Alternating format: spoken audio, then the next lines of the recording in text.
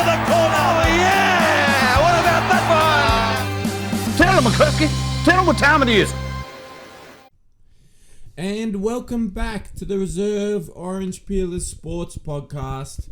I'm Joshua Freeman, and as always, I got my number one, my main man, the big boy with a fresh cut. Check this out. G, like your cut G. I'll give it one for you, Josh. A little slap on the head there. Mr. KW Kyle Weeks. How are you, Kyle? It's bright and early on a Sunday very morning. early. I'm still a little bit drowsy right now, but I'm feeling good. I like it. It's a nice change up. Nice change up to a late afternoon after a hungover Sunday. For you, definitely, yeah. No, it's good. It's good to get up and get going and talking about our favourite topic, sports. And oranges. And oranges. I actually got a story to tell you as well after you tell the fact. Okay, let me tell a fact and then you can give us your good yarn. Okay. So my fact this week, this is a nice simple one. Did you know, Josh, that on average an orange contains approximately 10 seeds per orange? This isn't Google research, this is my own research. I've been consuming a lot of oranges. No, I'm joking. I got it off Google. 10 seeds, that seems like a lot though. 2. That's a lot. If you cut that into 8, that's 1 1/4 seeds per slice. It's a fair bit of seed in an orange. That is. Wouldn't you think? Yeah. That means that there's oranges around that would have like 30 in them, because I get a lot with none. So if it's So an they're average, averaging it so that means that for every orange with none, there's an orange with 20. You'd prefer no seeds, right? Yeah, definitely. Definitely no seeds. Maybe there's a market for non-seeded oranges. You just Possibly. It's probably like some kind of... So it's probably one of the 600 varieties, the seedless orange. Genetic mutation. Genetic mutation of the orange. So tell us your yarn. What's your yarn? Well, I started a new job, right? And I'm working at, if anyone doesn't know, I'm working at Questacon, right? And we delve into a lot of science theories. And the other day, I'm pretty sure we've talked about this on the podcast. Yeah. But they actually explained why oranges float. In water. In water. Wasn't that one of your facts? No. I like it. One of your facts was that a lot of people like to eat oranges in the shower in the bathtub. or the bath. Yeah. It's like a liberating. Yeah. But that is, well, one of the reasons might be is because oranges can float, right? Okay. But parts of oranges sink. So if you peel the orange, the outside of the orange sinks. The peel will sink. The flesh will float. No, but inside the orange will sink as well. But together, it floats. How does that work? So apparently, if it all sinks in separate particles. Yeah, but together. So something about the mixture of it being together, they float. The gap between the actual orange and the skin creates like an air pocket. Air pressure. Yeah, so it floats. Which gives it buoyancy. Mm-hmm. Wow. How about that? I want to try that. I'm going to try that today. Yeah, maybe we can fill a bath with oranges. Yeah, we can do a little science experiment after this. Yeah, just and I'll go back to my boys at Quest. Yeah, just for proof that it does actually work. Check what out. They're not just having you on. Yeah, exactly. No, but apparently, yeah. So the individual parts of the orange will sink, but together, combined with their beautiful forces, will float. There you go. How about that for some knowledge? Wow. We should make an orange boat. That'd get you off the island that I stuck with something last week. All right, some science and some facts, some mathematics for your early morning Tuesday. You'll be listening to this, but let's get into our main topic, sports. We've got our wrap this week. We've got 2 main topics that we're going to discuss. Yeah. We've got the Olympics as well. It's finishing today on the Sunday when we're recording.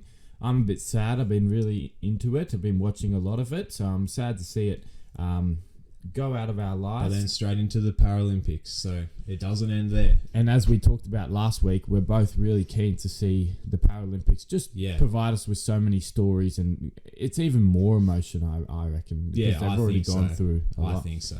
And we've got the start-up of probably our shared favourite sport, the European Football Leagues. Yeah, all the top 5 leagues are back. The French League started up again overnight on your Saturday. Next week, we've got the Bundesliga, the Premier League, and the La Liga coming back. And the week after, we've got the Serie A, so we are back in full swing, baby. And there's a lot of stories to talk about in those leagues, especially some big transfer news. One that we spoke about last week as well, the Jack Grealish transfer went through to Manchester City for record-breaking £100 million. Yeah, and you were just telling me about a video of the Aston Villa coach explaining it all. So it might Yeah, I think it was their owner was Their explaining the whole process behind how they came to the decision, and then how they recruited the players to replace Jack Grealish using that $100 million that they got from the sale. Yeah, I It was tell really you what. interesting. I tell you what. I love that transparency from the owner. Yeah, it was Like awesome. That's I loved really it. good. It gives fans a really good idea, because obviously Aston Villa fans will not feel a bit hard done by. They probably expected it, but they love Jack Grealish there, and he did a lot. Yeah, for that he did club, a lot for that club. He brought him up from the Championship back into the Premier League. So they'd be a bit worried, to be honest, for the next. But they've season. brought in some pretty good signings. They've got Danny Ings coming in from Southampton, and they've really? also signed Leon Bailey from Bayer Leverkusen, who's quite a exciting talent Is as he well. the American? I don't know if he's American. I think he might be like maybe Jamaican or something like that.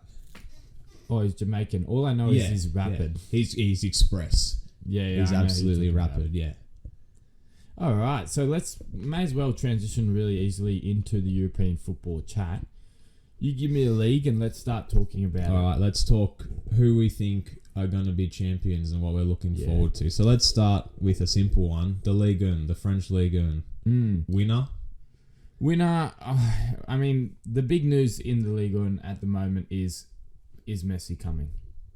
Is Possibly. Messi coming to PSG? It looks the most likely destination. If that happens, there's no way you can pick against him. Did you see there was also a story getting around that apparently PSG has booked the Eiffel Tower for the 10th of August. The last time that they did that was when they signed Neymar.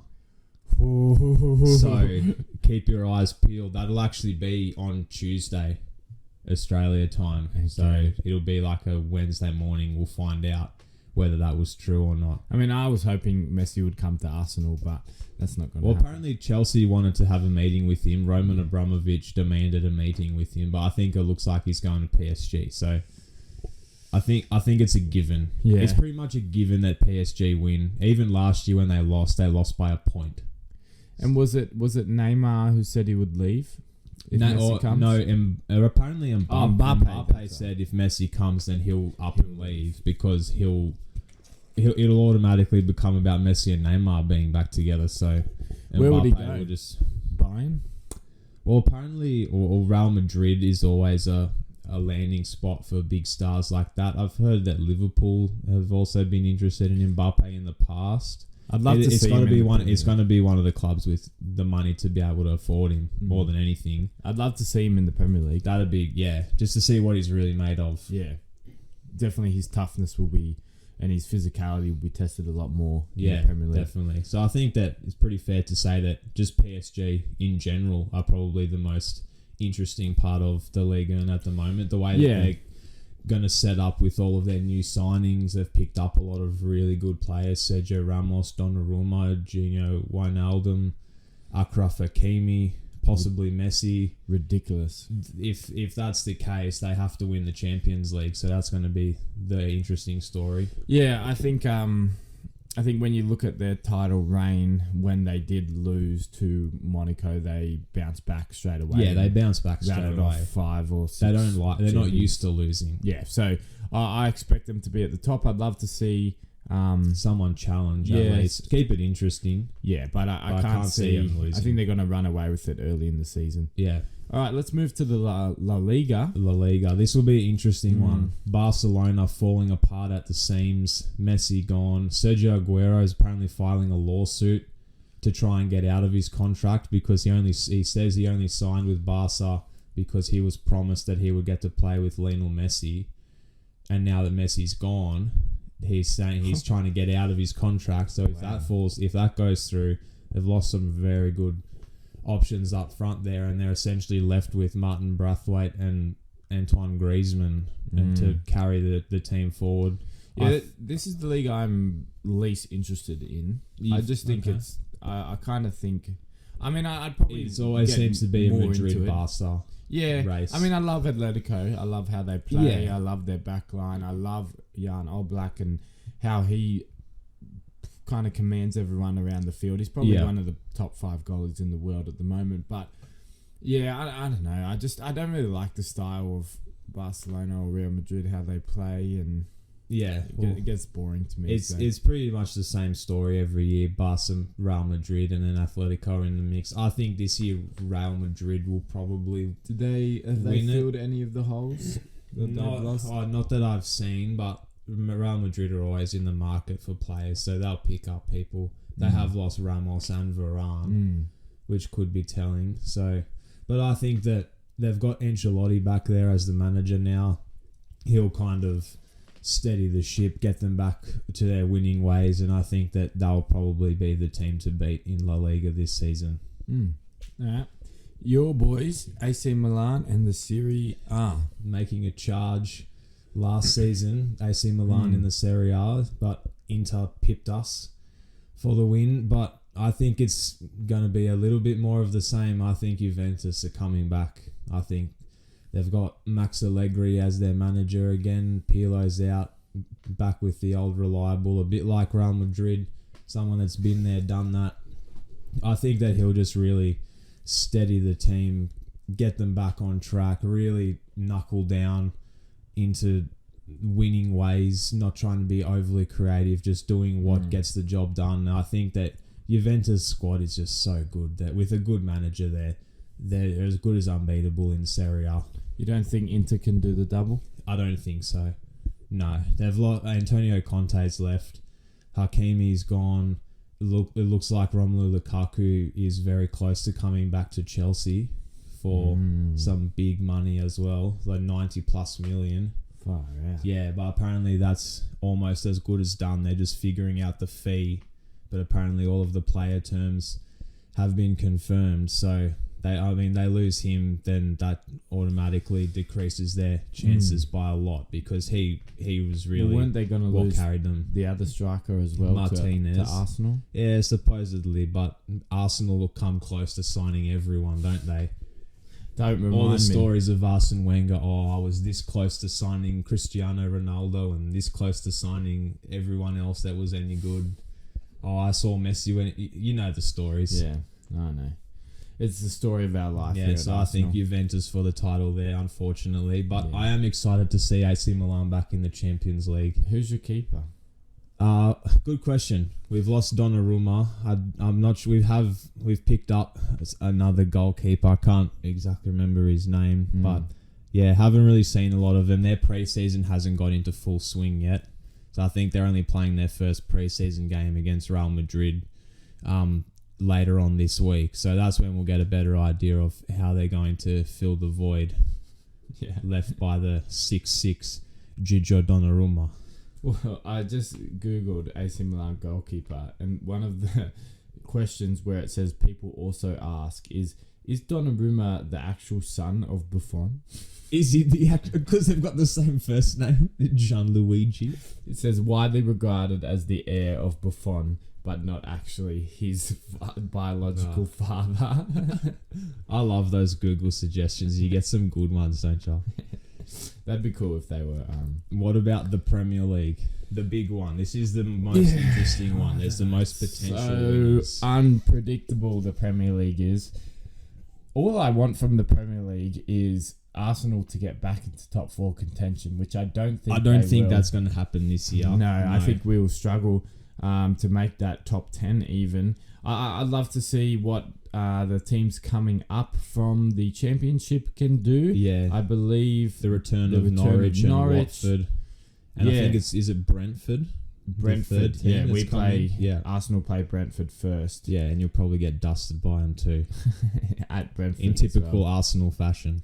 I'd love to see the how the progressiveness of Leeds as well. Yeah, whether the second season syndrome I reckon kicks in, or if they carry on. They built a really good base, didn't overachieve really highly. No, but did really well. There's still room to go, but I'm really keen to see how they can build on last season. Yeah, West Ham as well. West Ham were I think they were only 2 points out of a Champions League spot last year. They nearly cracked the top 4, which is unheard of for West Ham in the current Premier League. Yeah, so I'm really interested to see how they carry on this season.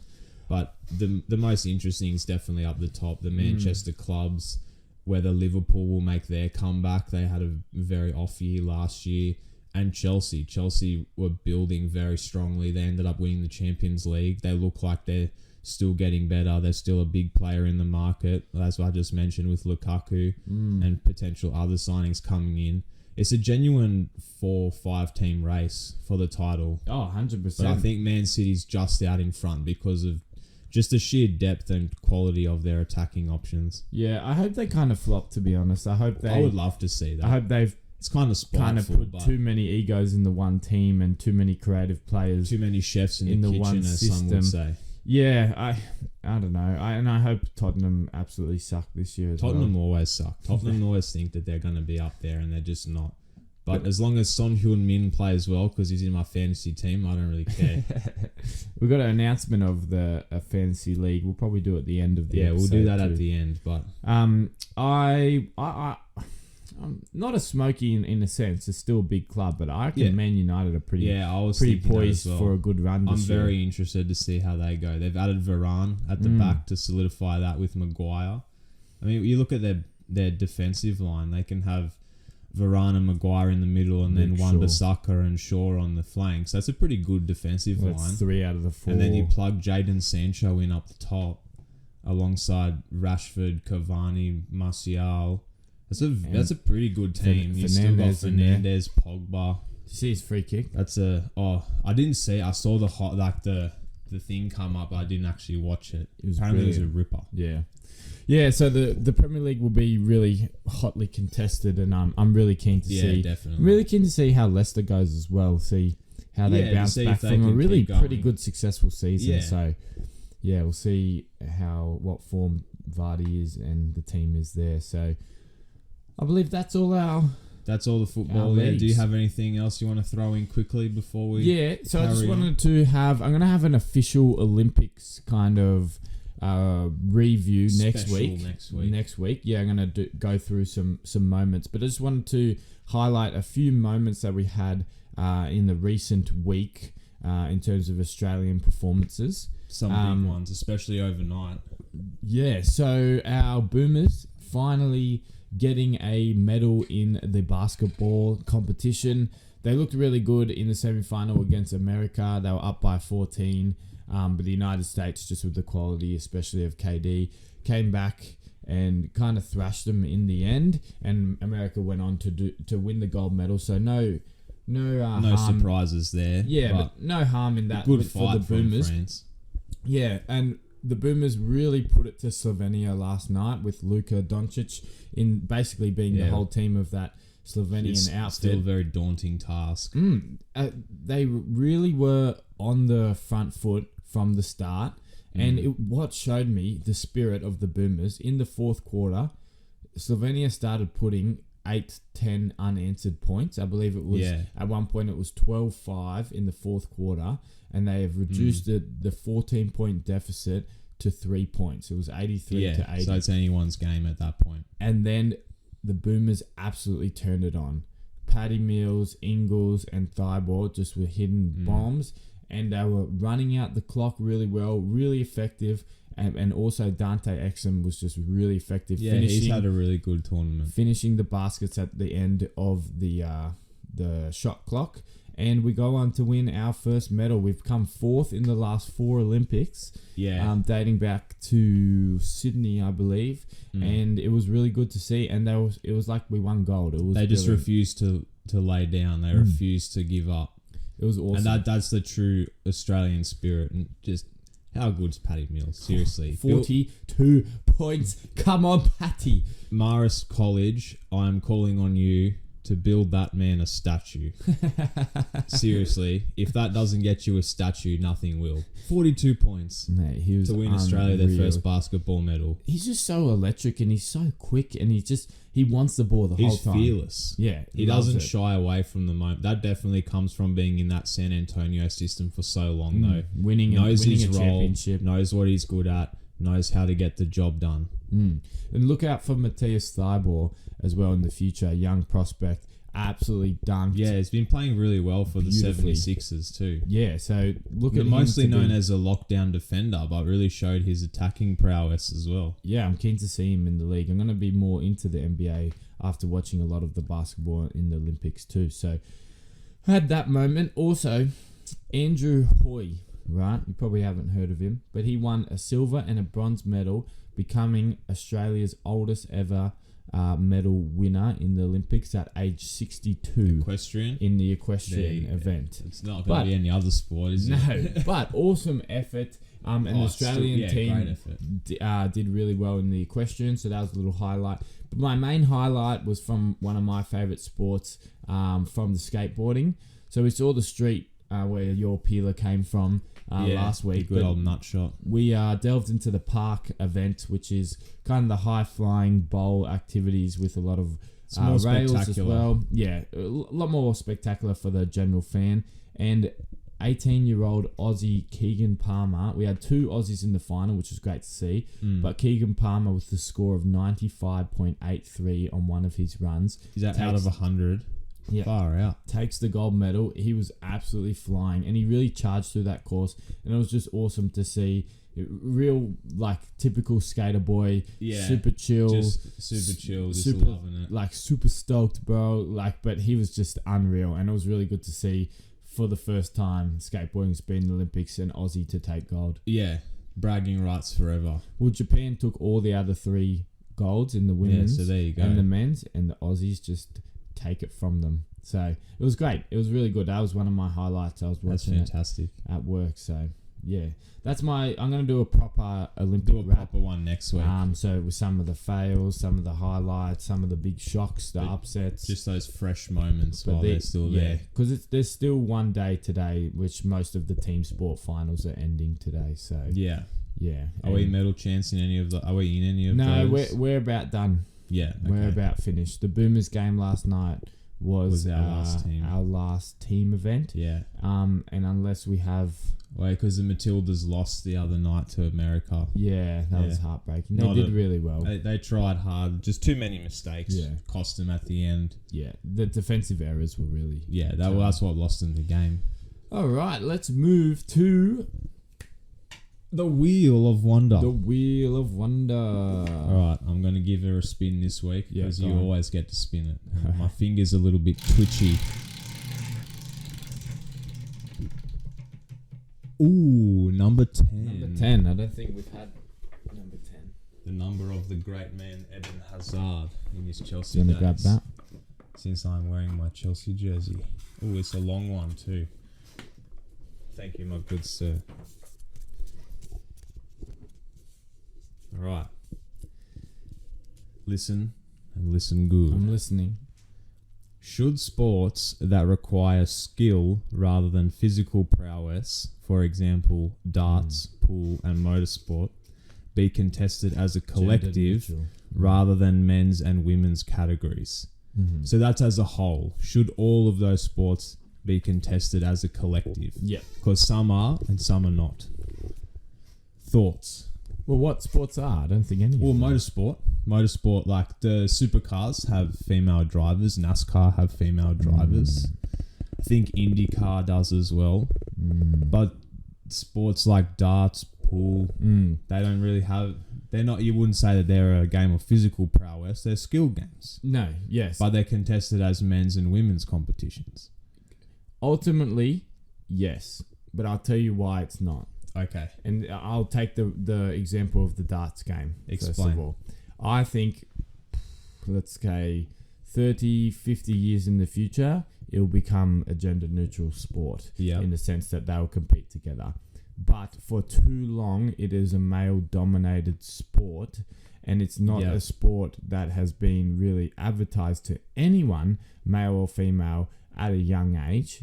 Yeah, it's right? a sport It's you more just of an kind of adult pick sport up as. because it's a pub sport. Yeah, it's like a hobby sport. Yeah, and until now, it's going to get more and more people starting at a young age, developing their skills as like a lifetime thing. Yeah, people will play Like sport. even Michael They'll play van that Gerwen, sport. the world number one, he started when he was like 18, 19. Yeah. He just walked into a pub, started throwing, and people were like, "Oh, you're decent," and he just got went, and he got maybe I'll hooked. try and get good at it. He got hooked on it. Yeah. So it's never something that like, oh, when you're signing up for winter sports, you go, I'm going to do darts. Yeah. It's going to get more and more like that, which I love. But it's been too much a male-dominated sport at the moment that, including female athletes or competitors, I guess you could say, in the sport is difficult. There's too much of a gap.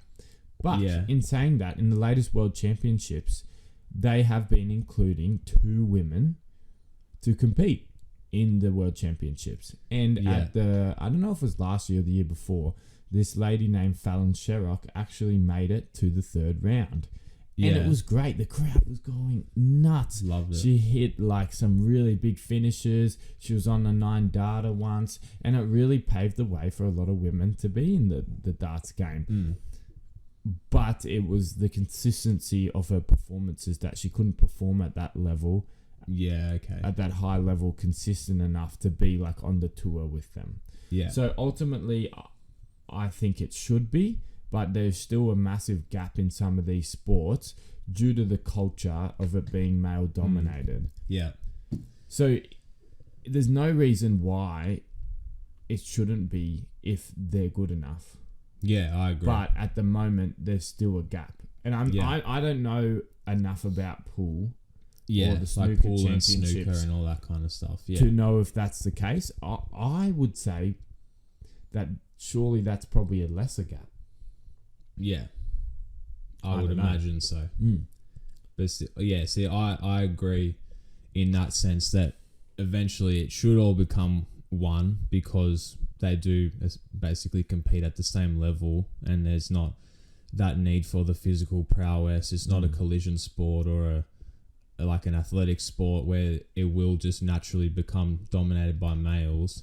But the problem that I see with doing that by having the males and females go together is the scheduling and the issue that can cause in the public perception. Because the thing is, how do you determine how many male and how many female make the cut? Do you make a clean 50-50? And then what? Do the males play females every round? Or do the females go on one side of the draw and the males on the other, so it's always a man versus woman, male-female final? And if that's the case, if the men keep winning, then everyone's going to complain and want it to go back to how it was anyway. So then that just that in itself creates like too much grey area for how the level of competition, like whether there's any discrepancies between the male and female competitors. It would just become like too much of a logistical nightmare more than anything for a sport where it is a head-to-head competition like darts or pool. Whereas with stuff like motorsport, everyone goes on at the same time, you all race together. That's not an issue because you're competing as one collective group. But stuff like that where you're paired off head-to-head, just how do you do it? How do you make that fair? How do you? But it needs what needs to happen is at the local level and the level where you qualify for these big stages. It needs to be gender neutral and have both genders compete on the basis of merit, not the basis of filling the numbers. So that's the thing. You'd have to start it from that lower level so that people come through and they have some kind of like seeding or rank number as they get to the elite competition, and then they just move straight in that position. And if it ends up that it's an 80-20 split, well, then I guess that you just have to say so be it, regardless of which way that goes. That's just sometimes that's just how it is. I think any split is going to be progressive to what we have now. To like have more women is going to be progressive in darts because we haven't had women in the major games for years. But what needs to happen is at that local levels, and as you're building up and as you're qualifying for those events, even at like your local Tuggeranong League, it needs to be not split. It needs to start at that level. And when people are playing as young kids, it needs, for those particular sports, it needs to start as all inclusive. Not a girls' championship, not a boys' championship, just together, because that will foster that kind of idea that it's all together. So when they're moving up, the girls are going to be competing against these boys continuously as they're moving up through the system. So it's going to make like it more diverse as we get to the pro leagues. Do you not think that might also end up becoming a bit of a deterrent for the girls? Like if they find out that they have to compete against boys, they have no other option. Like some girls just aren't comfortable doing that at that age. Yeah, but if you just a question. But if their aspiration is to make it professionally, especially in darts, then they have to have the competitive mindset to beat whoever's in front of them. See, in some sports like football, right? Yeah. There is a big enough leagues and big enough promotions for women to be professional in football. Yeah. In the women's league. In darts, there's not. No, darts is just and darts. Pool, there's not. Yeah. Like there's only the one professional league. Yeah. Right? Or okay. Like the PDC championships, right? Yeah. The women's league would still be like semi-professional, and there's no way you can make a living. Yeah. In that league for either men or women. Yeah. Okay. So you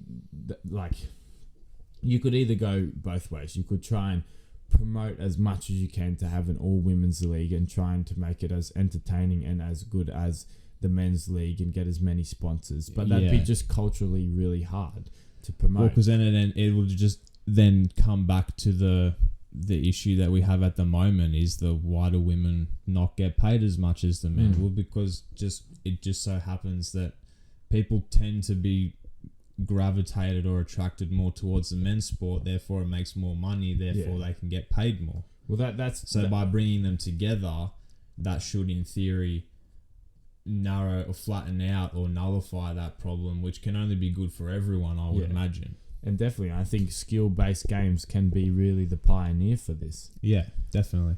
So hopefully we see that in the future. Yeah, we'll see how it goes. But someone's always going to complain about everything. But I think that would definitely be a good route to go down. Yeah, someone complained about the Australian swimming coach celebrating. Ariane Titmus coach. Yeah. Saying that his celebration was detracting from her win because he was taking the spotlight. But then if he didn't celebrate, then they'd go, oh, look at this guy, he's got sour grapes because he can't swim as good as her. Like, you can't win. No. Excuse my French, but that's bullshit. Beep. Yeah. Anyway, that's a really interesting argument. I hope. Yeah, there's a lot of avenues you can take when you think about that. And I hope that these sports, that's an issue or. It's definitely one that they're looking into. I really hope it is. One that they're looking into. And it needs to start at the youth level. It needs to come through so that they're accustomed to that, not just change it straight away. All right. Let's move to another hypothetical. Let's move to the bigger picture, which falls with you this week, Josh. So hit me. So a little bit of a role play kind of aspect of today. You are now, I don't know how you made it. You got to come up with it, but you're a billionaire. Okay. Right? Yeah. How'd you come up with your $1 billion? I'm just a really good bloke. Oh yeah, that's what they all say. I'm a life coach. I'm a billionaire life coach, sporting life coach. I just teach people how to be ethically really nice. Yeah. I just came up with oil. I don't know. I was just listening to a podcast that had some sport life coach people talking on it. So I made all my head. I made all my billion in oil. Oil, you Arabian oil money, Man City owner. Yeah. So you have all this money and you want to delve into the world of sports. Okay. Right? You have one opportunity to invest part of your fortune. That's not going to make you broke or anything. You're still going to be a billionaire. Yeah. You're unlimited resources. Yeah. Jeff Bezos. You have to invest your money into a sport that might be considered like a secondary sport in terms of popularity, in terms of how they make money, and you've got to try and pick a sport that you think you can create this spectacle to be on par with like your NRLs, your AFLs, your NBAs.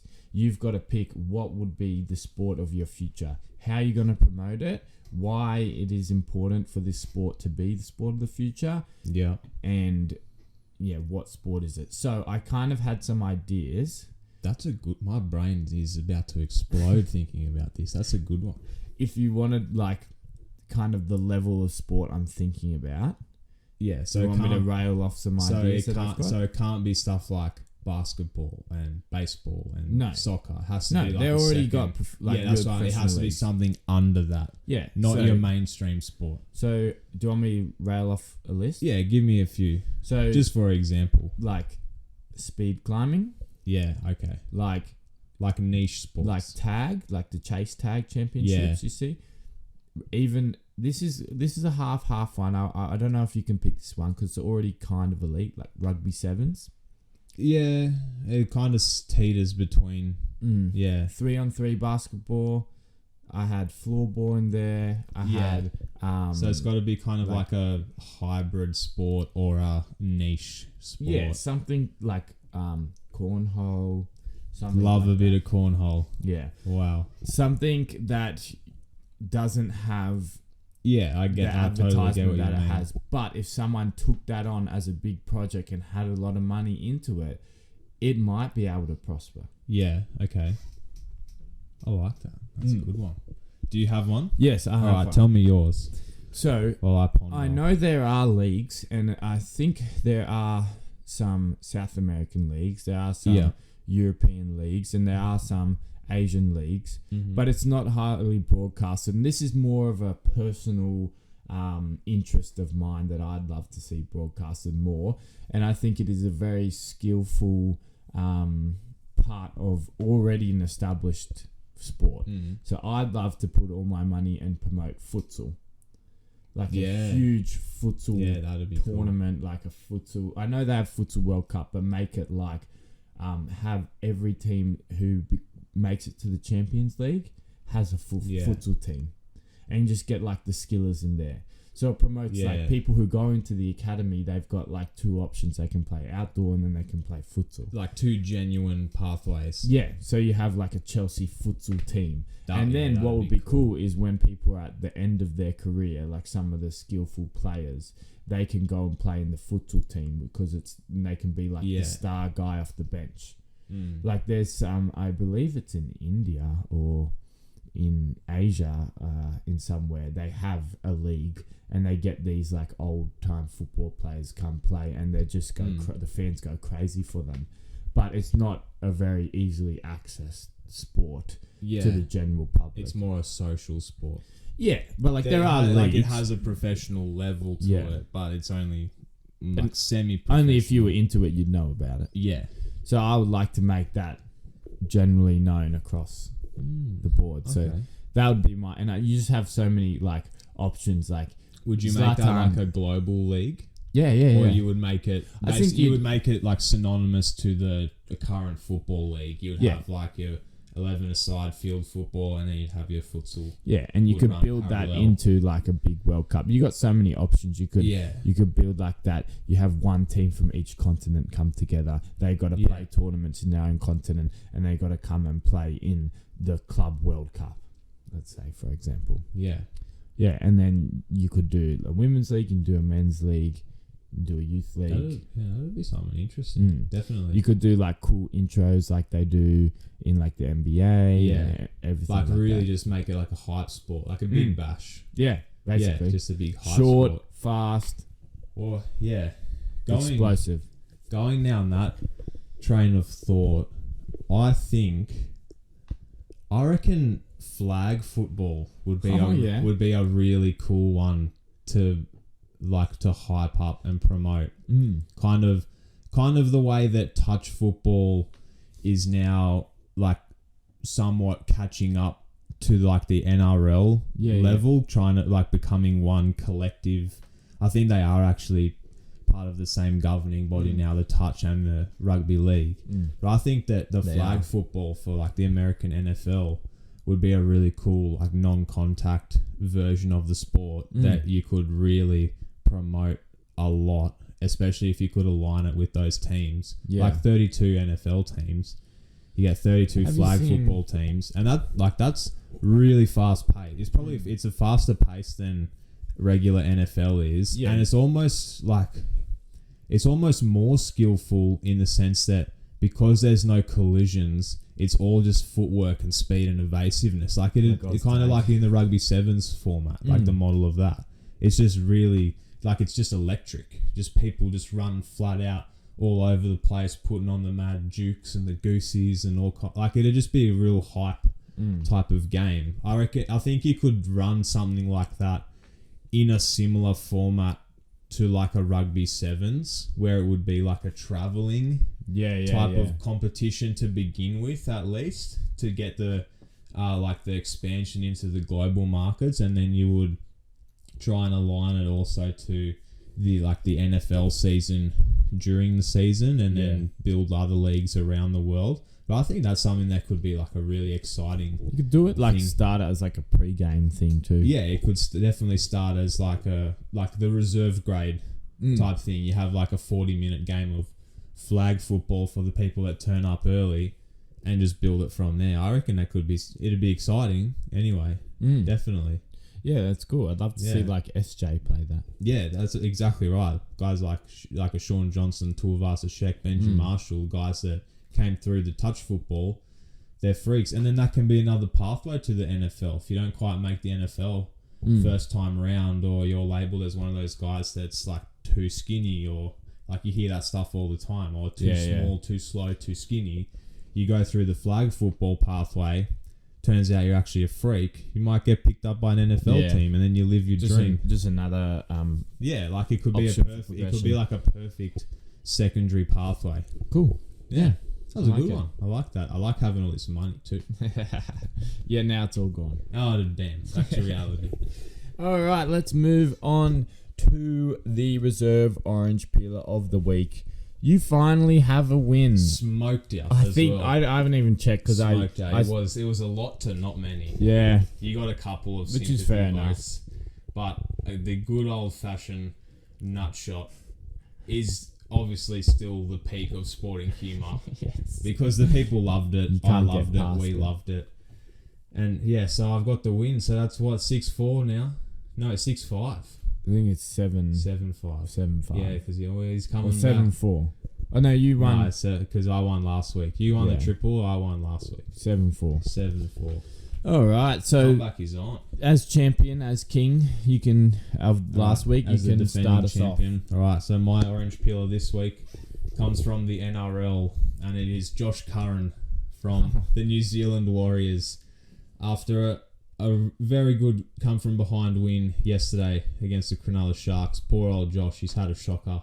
He's coming off the field. He's got his lovely mullet flowing, headgear off out the back after a big performance.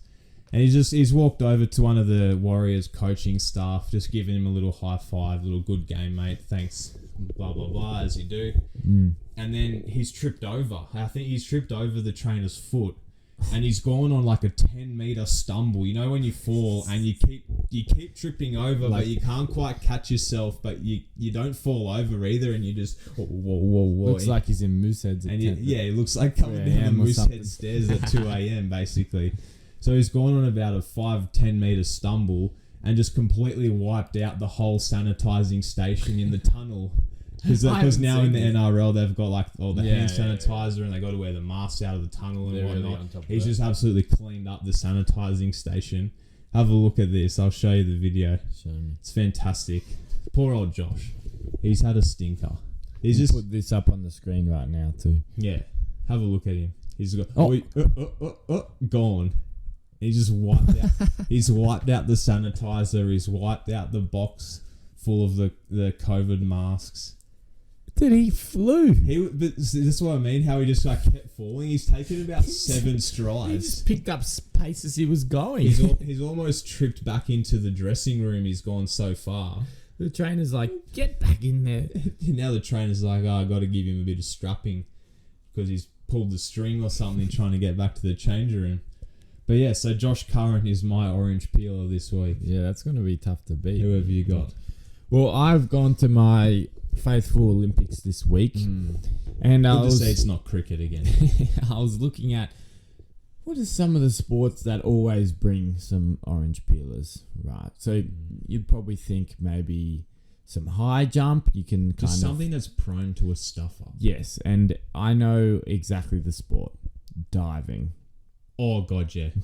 So Oh god, yeah. the 3 meter springboard. It's not a spectacular one. It's a bit of 3 slim meters pickings is this still week. a fair way to go though. No, I meant the peeler this week. It's not a spectacular one, Okay. but when you base it on that she's an Olympian, she's in the Olympic So Championships, she's meant to be good. and she scored a 0.00 for this. Zero, not even 0.1. Not even a 0.1 In for the trying. skateboarding, when they Nothing. fell off, they got at least 4 because points. they at least got on the skateboard. So her name's Pamela War, and she's a Canadian diver. Okay. She's bouncing up and down, ready for her big effort at the Olympic Games, training 5 years for this moment. And she kind of stumbles on the front of the board, and she falls off, and she does the old faithful pin drop into the water, and a big splash. I'll show you. The stuff that you learn in swimming lessons when you're 5 years old. Keep your toes straight. Go to the pin drop. Yep, looking good. Got a nice little setup there.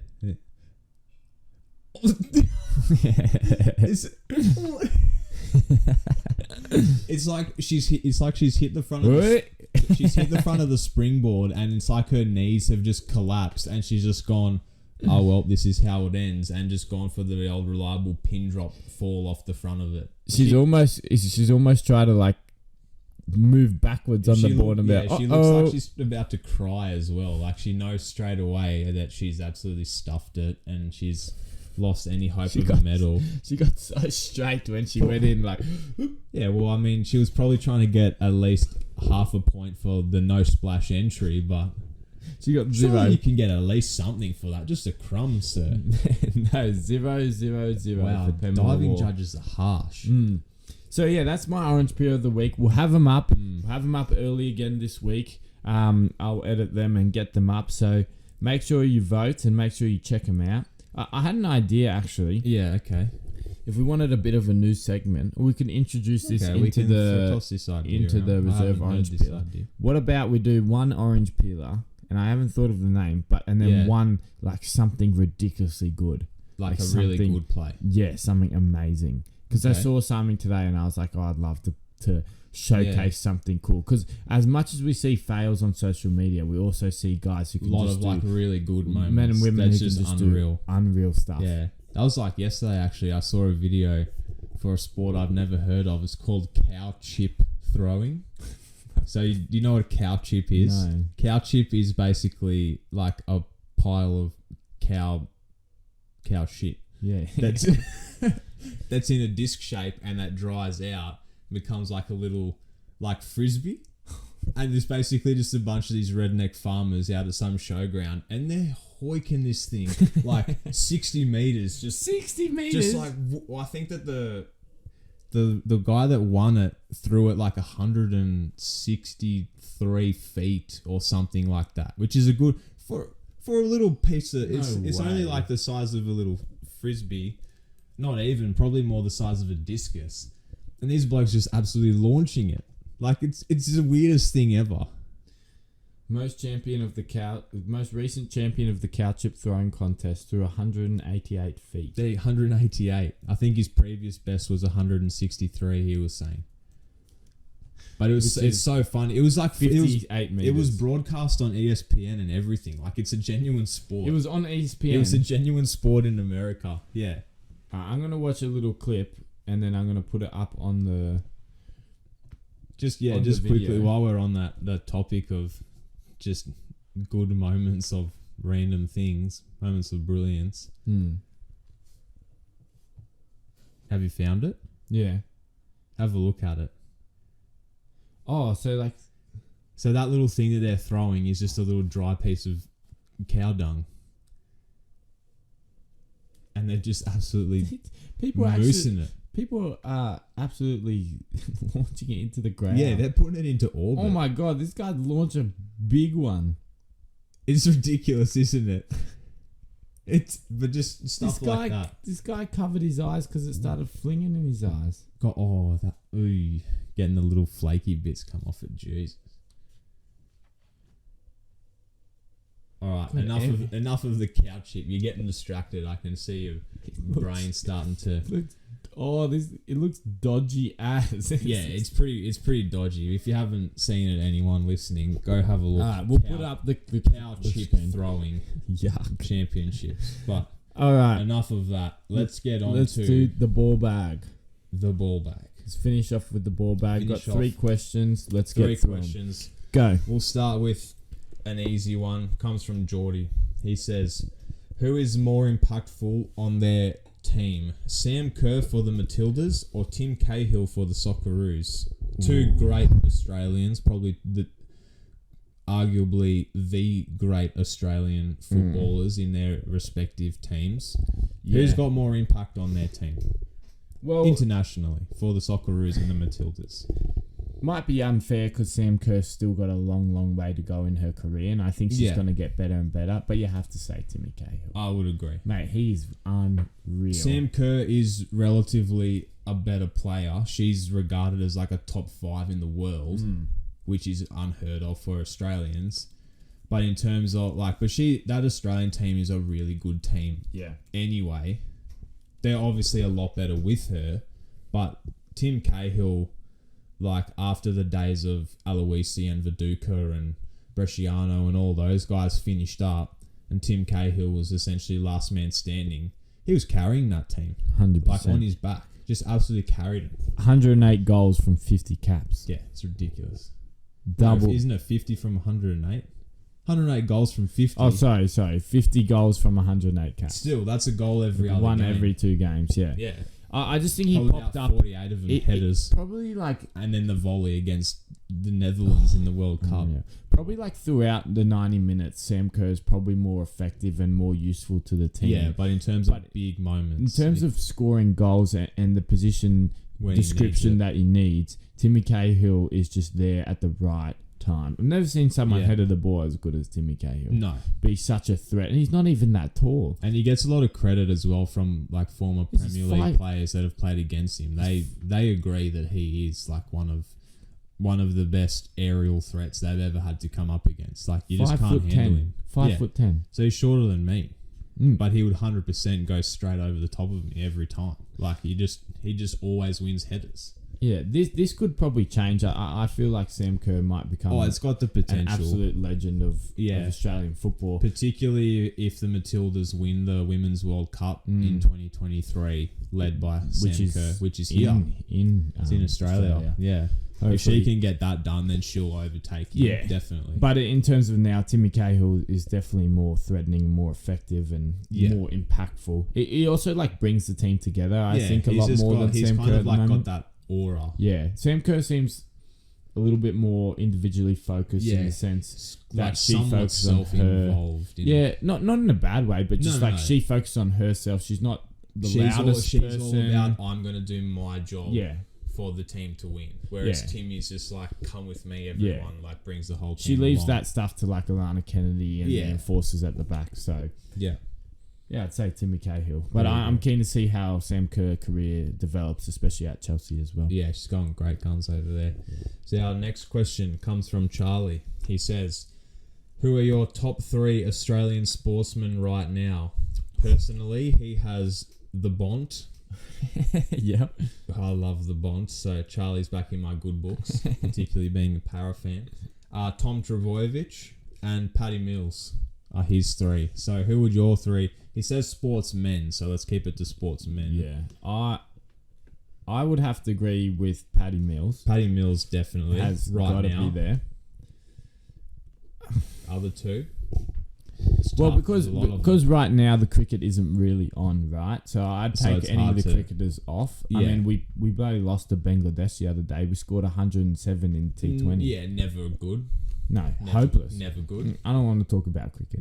So, Let's keep it to right now. Like And- the most in form. what happened with the rugby last night? Australia lost to New Zealand. Standard. So you can't really see a standout there. No, there's not really any standouts in the Australian rugby you- setup at the moment. Yeah, I mean, you could talk about some of the Olympic champions, but that's just kind of like one tournament. Yeah, it's one event. I would tend to agree with Tom Trbojevic as well. He's probably He's the form player the in the most NRL. informed player in the NRL. Yeah, and he looks especially like with- he's on track to win the Dally M in. I think it'll end up being like the fewest games ever played by a Dally M winner Because he missed he half of missed the season. first 6 or 7 rounds, and then 2 or 3 games during Origin. I think he's only played 12 games for the NRL season, and he's probably going to win the Dally M. It's ridiculous. Well, yeah, I guess there's no arguing in Charlie's methods. Is the Bont ahead of the game to win? Well, the Bulldogs are flying at the top of the AFL competition. And Is he the form player of the competition? He's their leader. The form player of the competition, you could probably argue, depending on which way you want to look at it. Some people tend to focus their perspective around, well, it starts with the defence, and some people say it's all about your midfield. Some people just say who kicks the most goals is the most important. Like, AFL's a harder one to judge in that sense because there's such a discrepancy in a person's impact on the field depending where they play. Yeah. But it's hard to argue that. But who else could you go with? There's not really any tennis on. You're not going to say someone like a Nick Kyrgios. No. You're not going to say, well, we've already got a basketballer. We've already got Paddy Mills. We've got Tom Trbojevic.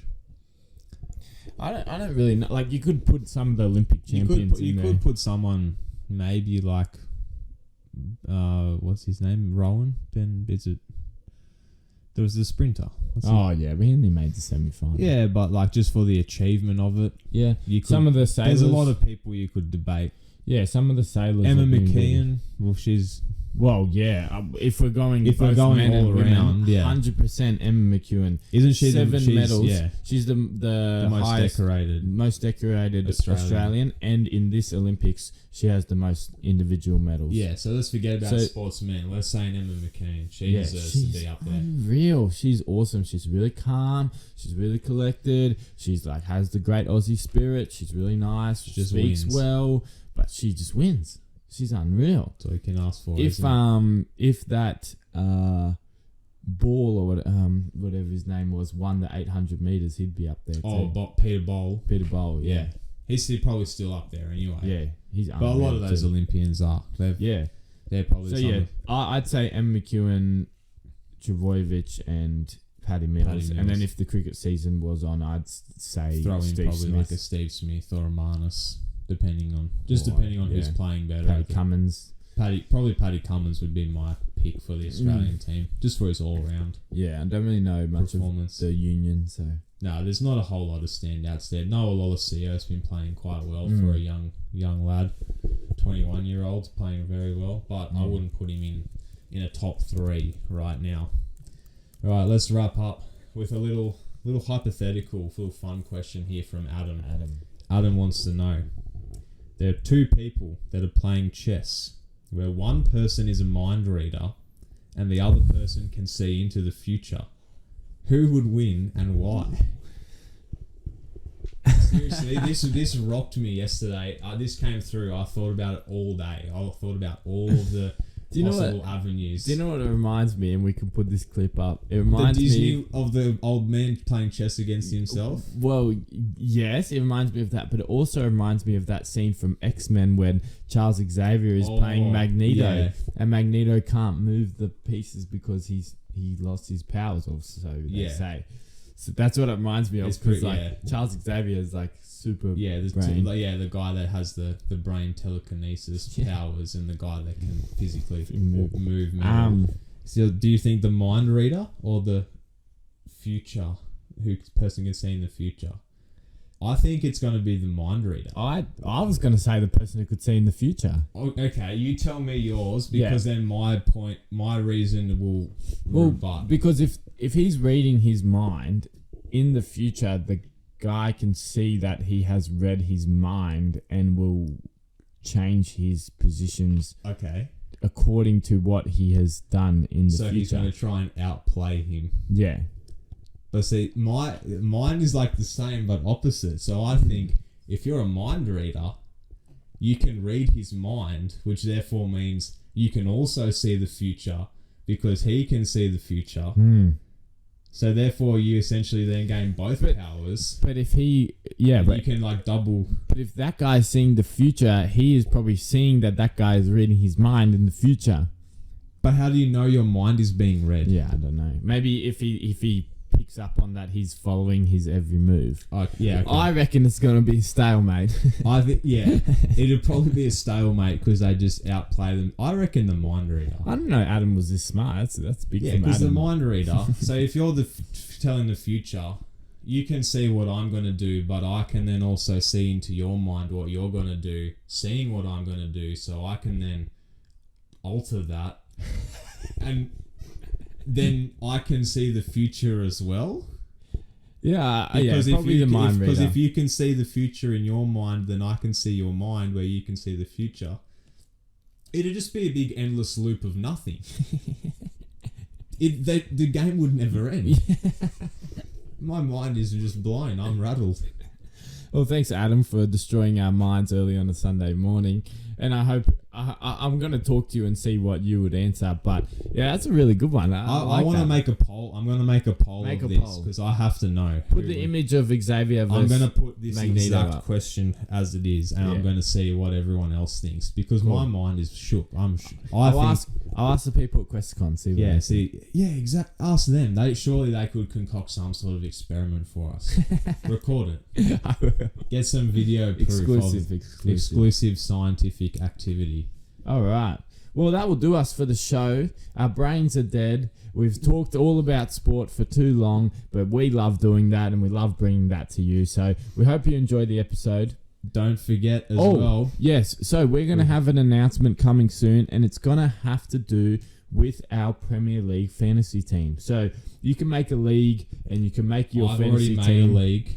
So what we're going to do It's going to be is open. during this week, we're going to promote, after the episode comes out, we're going to promote our fantasy league. That you guys can all that you can join. join. And you can compete against us, and you can compete against other fellow orange peelers. And what see we're going to who is do- the ultimate orange peeler. Exclusive, I've decided, if whoever wins the league, we'll do a merch drop for them. Whoever wins that's a long haul. That's next year in May. Yeah, that's fine. All right, we'll put it It's out going to there. be still going, Are baby. you bold enough to say if anyone beats you head to head, you'll shout them a hat? It's a head to head league. No, because yeah, I okay, play okay. head to head. If anyone it- beats me head to head, I'll shout him a beer. Oh, okay, you shout them a beer. Yeah. Jeez. Every time. Yeah, there's Oh, it's like 52 weeks. I'm not shouting a hat 30 for everyone who beats 30 me. I just want to see how confident you were in yourself. I'm not confident. Obviously not confident. I haven't done mine yet. Obviously not confident, but Were you that confident? I'm not that confident. But I'm confident that I can be top I'm waiting three. for Lukaku to sign and then I'll Yeah, buy but him. don't worry. So if Lukaku signs for Chelsea, my whole team's stuffed because I'm going to have to rearrange everything. Hopefully it doesn't cost as much as Jamie Vardy because then I can do a straight swap. But he probably will. He'll cost like 50 I million. want Vardy too. All right, so more news and info will come out about that during the week. Check out the Peelers on the Friday night. Check out the question on the Sunday night, and check out the podcast as you've been listening to it every week on a Tuesday morning. We love talking to you. We love talking about sports. We'll see you next week. Peelers out.